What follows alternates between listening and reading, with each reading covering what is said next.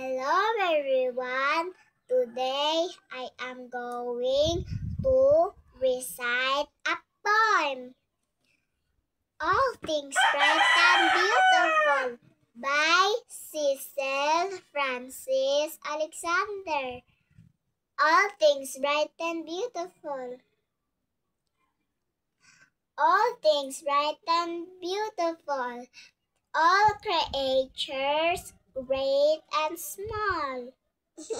All things wise and wonderful, the Lord God made them all. Each little flower that opened, each little bird that sing, He made their glowing colors, He made their tiny wings. The purple-headed mountain, the river running by, the sunset in the morning that brightens up the sky, the cold wind in the winter, the pleasant summer sun, the ripe fruits in the garden, He made them everywhere.